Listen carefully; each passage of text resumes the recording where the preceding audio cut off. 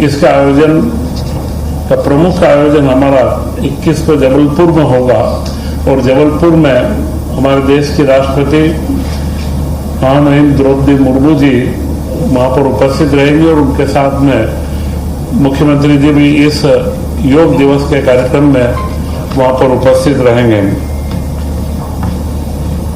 पिछले दिनों बंबई में टूरिज्म का एक बहुत बड़ा कॉन्क्लेव हुआ, एग्जीबिशन एक्सीलेंस अवार्ड। उसमें मध्य प्रदेश टूरिज्म को श्रेष्ठ टूरिज्म का अवार्ड मिला।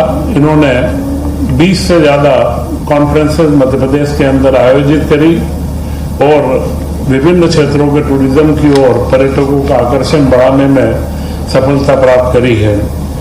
इसी के साथ नवकरणीय ऊर्जा विभाग को भी गोवा के अंदर प्रहलाद जोशी जी के अध्यक्षता में जो एक ग्लोबल विंड डे का कार्यक्रम था, उसमें मध्य प्रदेश को अधोसंरचना निर्माण के इसमें पुरस्कार प्राप्त हुआ है। तो यह बताता है कि मध्य प्रदेश में सरकार का हर क्षेत्र में गतिशीलता है और उसी गतिशीलता से मध्य प्रदेश को जहां भी अवसर होता है श्रेष्ठता के अवार्ड प्राप्त होते रहे हैं। मध्य प्रदेश में एक महत्वपूर्ण कार्यक्रम 2 रोज पहले संपन्न हुआ माननीय मुख्यमंत्री जी के मुख्य आतिथ्य में एमएसएमई विभाग के द्वारा, जिसमें करीब 900 यूनिटों को 360 करोड़ रुपए की सब्सिडी वितरित की गई। परंतु महत्वपूर्ण यह था कि वह सब्सिडी 31 मार्च 2026 तक के स्वीकृत कैसे से जो देयताएं थी वो संपूर्ण पूर्ण कर ली गई है और ऐसा करने वाला मध्य प्रदेश देश में सबसे पहला राज्य बना है और इससे उद्योगपतियों को एक विश्वास बना है कि मध्य प्रदेश सरकार त्वरित रूप से उद्योगपतियों के साथ में औद्योगिकरण की दिशा में और हमारे नए युवाओं को आगे लाने में तत्पर है।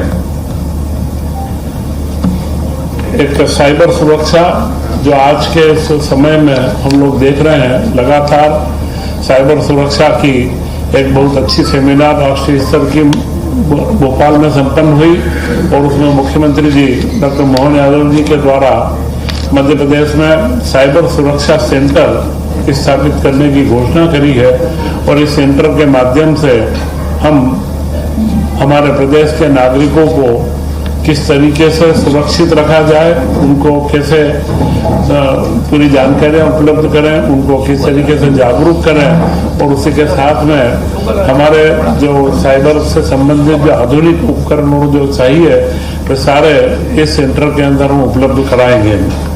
तो यह सारे विषय मुख्यमंत्री जी ने कैबिनेट के अंदर बताए हैं और उसी के साथ कल रात को 11:50 तक पोर्टल चलता रहा। जो ट्रांसफर की कल मध्य प्रदेश में नीति आई थी उसकी अंतिम तारीख थी, परंतु काफी विभागों के द्वारा काम कर लिया गया। 2-3 विभाग जिनमें कर्मचारियों की व अधिकारियों की संख्या बहुत अधिक है तो पोर्टल पर वह अपलोड नहीं हो पाया था। तो आज का एक दिन, आज रात्रि को एक दिन इसका बढ़ाया गया है कि आज रात्रि को 12 बजे तक और भी जो ट्रांसफर के कोई काम रह गए हो जो कल अनुमोदित हो चुके हैं उन सबको अपलोड करके और ये कर दिया जाए। इससे आगे अब कोई ट्रांसफर के लिए तारीख नहीं बढ़ाई जाएगी। यह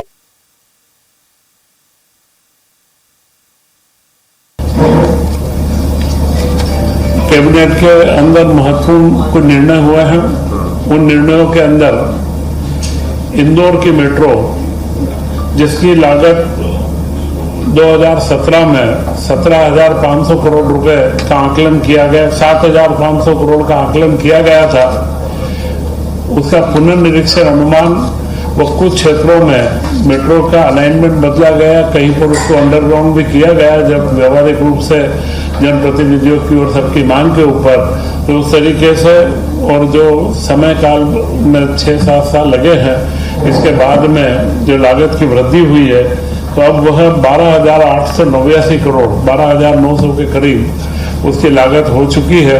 तो यह अतिरिक्त 5,388 करोड़ की लागत की स्वीकृति दी गई और अब यह इंदौर की मेट्रो 31 किलोमीटर की करीब 2030-31 तक पूर्ण रूप से वहां पर परिचालन में आ जाएगी। इसी के साथ कई हमारे महत्वपूर्ण योजनाओं के निरंतरता की भी स्वीकृति दी गई है।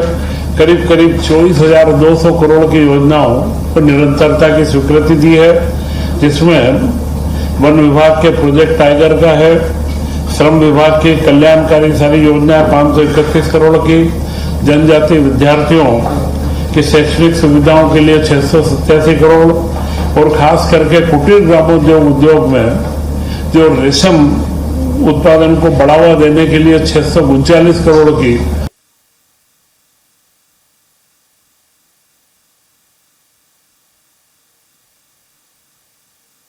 क्योंकि रेशम का उत्पादन एक बहुआयामी उत्पादन है। इसमें खेती किसानी का कार्य भी है। जब फसल होती है शहतूत की, इसके बाद रेशम का उत्पादन होता है, फिर रेशम के उत्पादन के साथ में हथकरघे और ये भी चलते हैं और रेशम का कपड़ा बनता है। तो उससे यह कंपोजिट कार्यक्रम है जो खेती, उद्योग और रोजगार का एक अच्छा महत्वपूर्ण कार्य है। इसे और विस्तार देने के लिए मुख्यमंत्री द्वारा निर्देशित किया गया कि इस तरीके के प्रकल्पों को हमें ज्यादा से ज्यादा फैलावा देना चाहिए और रेशम का मार्केटिंग के बारे में भी जो हमारे मृगनयनी के और जो सारे शोरूम तो देश भर में है, वहां पर भी इसको बढ़ावा देने के कार्य में आगे इसमें निश्चित किया गया है। इसी के साथ में दो महत्वपूर्ण मुद्दे चर्चा में आए।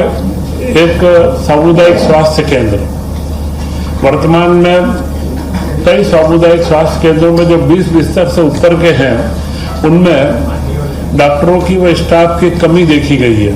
जो विशेषज्ञ डॉक्टर मिलना चाहिए वे उपलब्धता नहीं है। तो इस बार एक निर्णय लिया गया है कि 3 जिलों में रीवा, देवास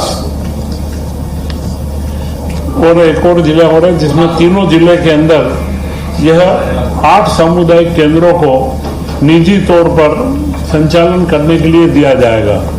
यह एक नई नीति ला करके 8 पायलट प्रोजेक्ट के रूप में आज स्वीकृति दी गई है कि उनमें निजी व्यक्ति पूरा संसाधन लाएंगे, डॉक्टर्स, स्टाफ और वो सारे उनके रहेंगे। संपत्ति मध्य प्रदेश सरकार की रहेगी और दवाइयों की उपलब्धता मध्य प्रदेश सरकार द्वारा की जाएगी, परंतु विशेषज्ञ